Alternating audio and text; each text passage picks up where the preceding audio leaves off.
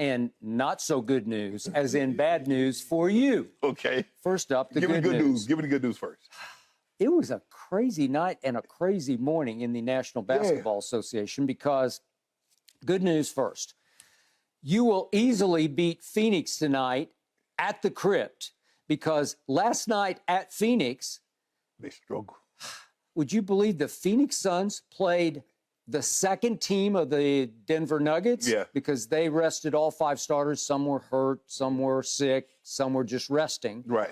But would you believe that in that game, Kevin Durant wound up playing 41 minutes? Would you believe in that game, Chris Paul played 38 minutes? Would you believe in that game, Devin Booker played 38 minutes? It took all 41, 38, and 38 for them to get by the second team and the third team of the Denver Nuggets.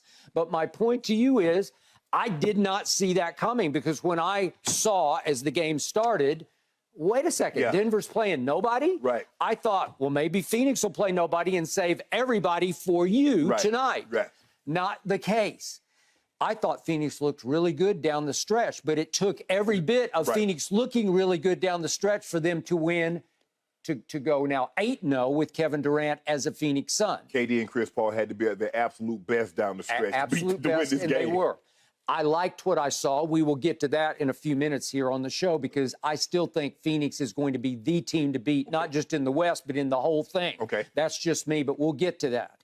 But my point is, after the game, obviously, Monty Williams is asked about, well, wait a second, you got to play back-to-back tomorrow night in Los Angeles. What are you going to do?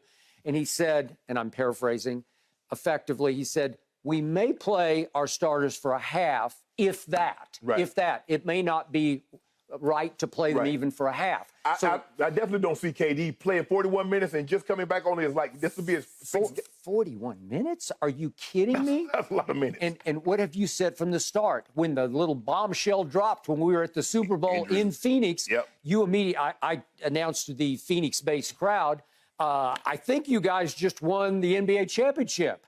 And you immediately piped up and said, timeout. They all have deep injury histories. All of them do. Devin Booker with his hamstrings, Chris with God knows what. It's been this, that, and the other. And KD's now coming off the freakiest injury I've ever seen. And he's had his injury issues. Okay, so my point is, a game that I thought was dicey for you to win as you battle for your playoff lives as opposed to being in the play-in, you will now win easily. I believe you will also close out the season, the regular season, very easily against Utah at home. But you will not rise into the 6th seed, and you will be in the play-in because I didn't see this coming at all until this morning. I looked at the point spread for Golden State at Sacramento, and I'm like, what? Because we have been talking all week about, well, Golden State's 9-30 on the road. They can't win on the road. And I thought, well, there's no way they're going to win at Sacramento unless Sacramento doesn't play anybody. Well, the odds makers are screaming at you, they're not going to play anybody. They're all listed as questionable. Mike Brown did that. Oh, hey, Steve, I got you. Okay, well, maybe. You know what? You could be right about that. Because all of a sudden, Golden State is a 6.5-point favorite on the road at Sacramento, the hottest young team in all of basketball, a team we both like a lot, starting with De'Aaron Fox and Sabonis. Okay, and the point is, at equal strength at Sacramento, if we go back a month ago, what would the point spread have been? Trust me, Sacramento Kings would have been favored. Yes, trust me, they would be favored by 2, 3, 4 points. At least somewhere, I would say at least 3 points. Okay, absolutely. So it looks like that's game over for you because I thought that was the game that you would get back from Golden State. We talked about it yesterday. Said, Skip, we beat Phoenix, and now all of a sudden Sacramento take care of Golden State because all we needed them to do was lose one of their final 2 games. We win both, and we get the 6th seed. Okay, and then they have to go take care of business on the road again on Sunday at Portland. Well, Portland's down 4 of their 5 starters. They are still game. They will still fight for Chauncey Billups. They will compete with you. But help me out, Mr. Sharp. If you tell Steph Curry and Klay Thompson and Draymond Green and Kevon Looney and name them, Jordan Poole, if you tell all those guys, all you have to do is beat Portland and you get a week off. You get the 6th seed, which is the first seed out of the play-in. What do you think's going to happen on Sunday? Well, they're going to say, look, what they're going to do is take care of business tonight because they're going to, Steve Kerr says, look, we're playing their backups. One game, you win this game. You win this game, Skip. They're not even playing against Portland because it doesn't matter. Okay, all right. Well, that's fair enough. Yeah. Well, depending, you still have to win. No, wouldn't you have to still win out to keep the Lakers at bay? If the Lakers win out, yes. Yes, you do. Yes. No, I mean, you'd have to close your deal. Yes. But tonight is the night. This is the one you and I have been fixated on all week, and now it looks like it's a gimme. Yes. I mean, are any of these games a gimme? You not never for the know. Lakers. Okay, well, not for anybody, and maybe not for Golden State on the road. But I'm assuming, I'm going to presume that Golden State is now going to win out. Right. I think you will win out fairly easily, but you're still. Let's just play just in case and see what happens. Okay, all right, I got you. But it's still looking more and more like your Clippers game was the game. Right. It was the one you had to win. Right. And LeBron shocked me with the worst half of basketball he's ever played, followed by, this doesn't make any sense to me, I think, under the circumstances, the greatest half of basketball he's ever played. He went from 3 points in the first half to 30 in the second half. And it wasn't enough. Even that wasn't enough because the Clippers see Lakers and they just, they go berserk because they love to beat the team upstairs. Right.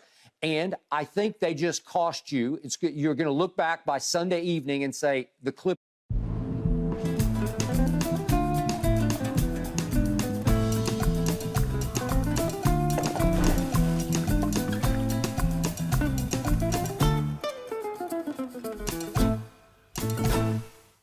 Cost us the playoffs versus the play-in, right? Well, I think the thing is, Skip, if you go back and look at it, you had the game in Philly in hand, you had the Boston game in hand, okay. You have several Boston games in hand. AD missed a free throw a couple of nights ago, and that would have won the game. They end up losing that. And the 17-point lead you had against Indy. Skip, I hate to say it, just came down to one game because it doesn't. Because the Lakers, I'll buy that. The Lakers failed to take care of business on several occasions, and so. Now the Clipper game doesn't even matter. Not to say it doesn't matter, Skip, but we're not looking about it with the pinpoint accuracy. It's like, okay, that was the game. Okay, no. As the circumstances fell, that was the game. Yes. But to your point, I agree. Sometimes it was LeBron to blame. Sometimes it was very much Anthony Davis to blame. But I had 15 times going back in time this year. Right. LeBron had an interesting statement after the game the other night. He said, it feels like we played 4 or 5 different seasons. Right. Well, it has because he passed Kareem, and that felt like a season unto itself. Okay. That season started December 30th on the night of LeBron's birthday at Atlanta, wife, mother in the front row, when he started going crazy as he did. Right. So they passed Kareem. He passes Kareem. And then it's like another season starts after that. But if you look back to early season, you say, like the Indiana game, what was it, 15 points? You're up 15 early in the fourth quarter, and you can't get that home. Right. And Indiana is not going to make the play. They're not making anything. They fell completely apart. Because now they don't play anybody. All right. So now it is looking probable to me, it is looking extremely possible to me that you're going to be the 7 seed. Yeah. So what happens is, remember, if you were the 7 or the 8 seed, you get 2 shots to make the playoffs because you get a first shot versus the 8 seed. So it's 7-8. And right now, as it stands, this could change, but right now it is, as you call them, the Seagulls. Yes. That would mean that you got New Orleans coming to LA. Probably next Wednesday night to play a game in which the winner will advance into the 7 seed. They will be the locked-in 7 seed. Play the Grizz. And if you do that, you would play Memphis, okay? If you lose that game, you get a mulligan. You get a second chance because you're the 7 seed. And 9-10 are going to play, I think, on Tuesday, if that's how they're going to do the schedule. So it would be 9-10 would be, as we speak, Minnesota, Oklahoma City. Oklahoma City had a nice win at Utah last night. They won handily. Against a dangerous Utah team. And all of a sudden, they maintained their little minor, half-game lead over Dallas. Is that going to hold up? I don't know. It's looking like Oklahoma City, well, it's going to boil down to this. Speaking of Memphis at Oklahoma City on Sunday, if Oklahoma City wins that game, they are going to be the final team in the back door of the playoffs, right?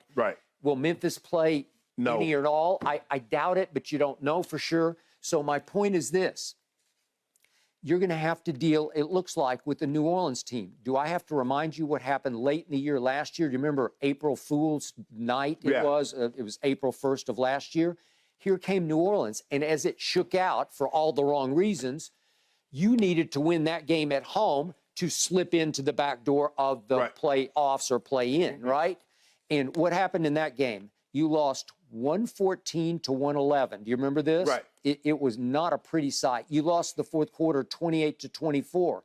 And even though LeBron had big numbers by the end of the game, he had 38, not the rest of it, but he scored 38. He had 8 and 4 the rest of the way. He did have 6 turnovers in that game.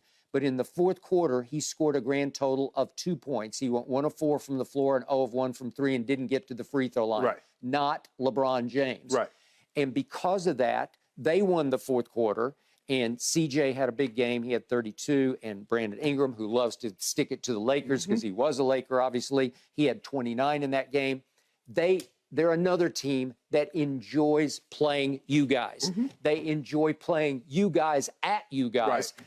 And speaking of that, I also remind you of this. If Oklahoma City did manage to advance and you lost to the Pelicans, Oklahoma City is still hanging on to the fact that, remember what happened on Passing Kareem night? You were there. It was the Thunder. Right. Remember, Anthony Davis was furious after the game, and he said he did not participate in the celebration of Passing Kareem because we were losing to the Thunder. Remember that? Yep. You lost 133 to 130. You gave up 133 to the Thunder, led by Shai Gilgeous-Alexander, who had 30 points that night. And they couldn't miss from 3. They couldn't miss. They made 17 of 34. So